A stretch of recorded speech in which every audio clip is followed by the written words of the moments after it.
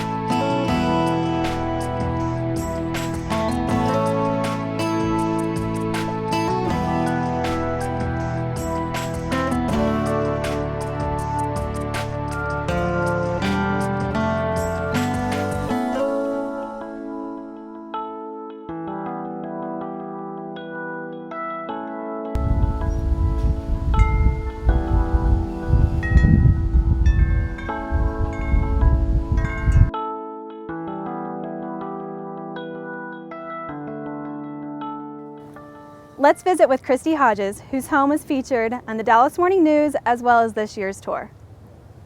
We built this house in 1985, so we've been working on it for almost 30 years. And it was a blank slate. There was nothing here. No trees, no shrubs, nothing. So it's been an interesting development over the period of time that we've been here. The native and adapted species have really been the ones that have thrived, and I've had lots of failures, lots of experiments. I'm a collector, so we've had lots of different types of plants, as many as I can cram into the landscape. And as you'll see, there are different rooms to the garden that have a different feel. There's one side of the house that is a very shady, quiet area. I call it the Serenity Garden. It's been a great place to have good talks and a place to reflect and rest and drink my Gatorade when I'm out working in the garden. Our family and friends have really enjoyed walking through the garden, and my mother, who recently passed away, was really a big supporter of my gardening efforts. She got a great deal of pleasure every week walking through and seeing what had changed.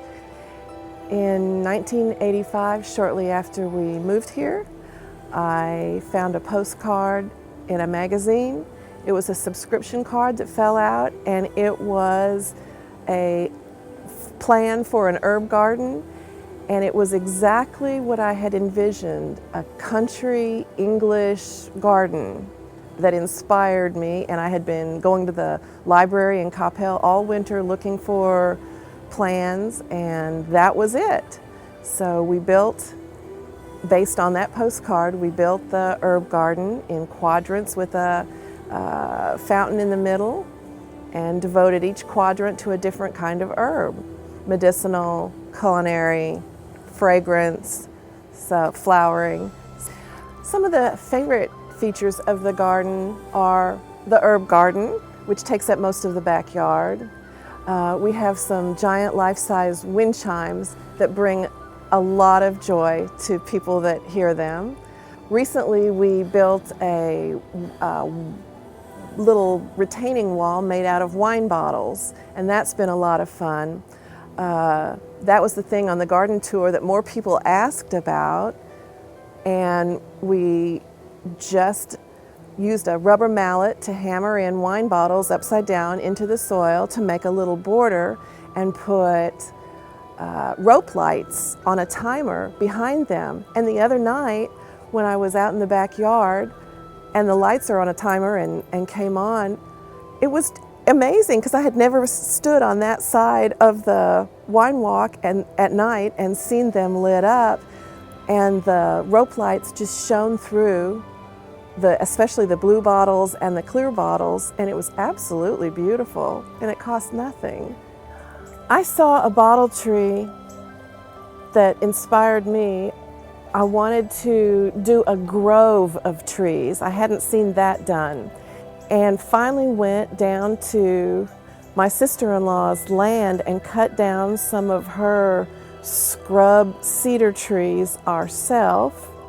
And brought them back. My husband drilled screws in the trees, and we've collected vases and bottles, liqueur bottles, wine bottles, salt and pepper shakers, vases, any kind of old bottle that we can find that we put up there. It's an old Southern tradition, supposed to keep the evil spirits away. One of the things people seem to enjoy were the grasses. These sea oats, while they can be invasive if in the ground, they make lovely container plants, and they are so easy to grow. Eventually, with the native plants and the more drought-tolerant adapted varieties, it won't be as labor-intensive as when you first build a garden, because they need little care, little pruning, little water. And we mulch heavily, we compost, we use rain barrels to harvest the roof water and rainwater. So those are things that we do to make it easier and to reduce our impact on the planet. It's an ongoing process.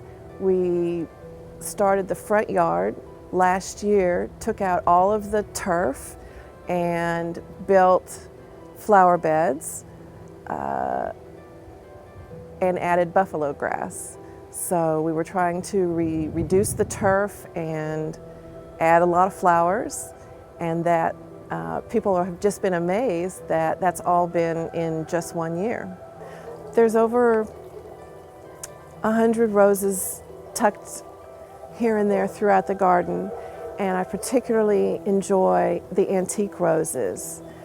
They are so much hardier than the hybrid teas. Some of them have been discovered by a group in Texas called the Texas Rose Rustlers, and they went around to different homesteads and cemeteries and abandoned places where nobody was caring for a plant, and they determined that it either had to be a Texas native or a very adapted kind of plant to survive without water, without care, without fertilization.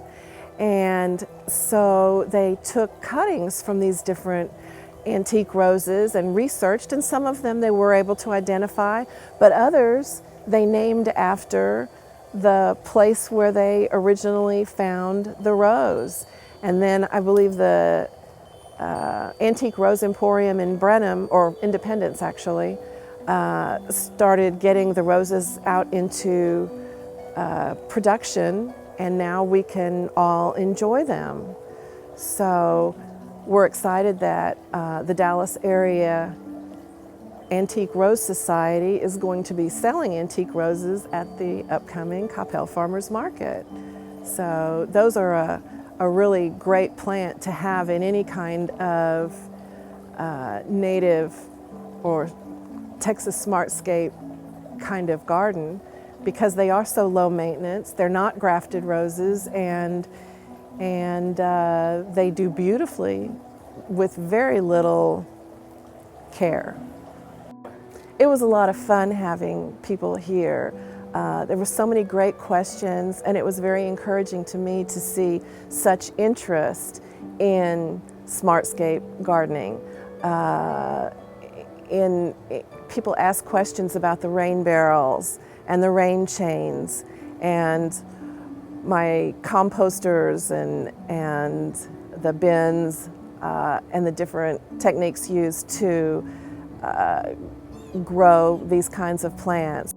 They seemed to pick out a lot of the more unusual plants that they hadn't seen before, and that was a lot of fun, sharing the seeds, and if I had them available, and talking about the different plants that we had. It's been a really good experience. We've met a lot of interesting people. It's fun talking to fellow gardeners and people that enjoy discovering the different rooms and the different plants. So it's been a lot of fun, and certainly talk to people that could be on the tour themselves. So maybe they'll think about it after going on the tour, just like I did after going on the tour myself for a couple of years. So I would encourage people thinking about doing it to consider it and have fun themselves. Every spring, it's just a reminder and a confirmation that no matter what you've been through, what's going on in your life, seeing your garden come back, seeing plants springing up, it is the most wonderful sense of renewal and one of my favorite times. Thank you, Christy, and all the other homeowners for allowing us to showcase your gardens on this year's tour. If you would like to participate in next year's tour, be watching the city website in early summer to submit your application. Happy gardening, everyone!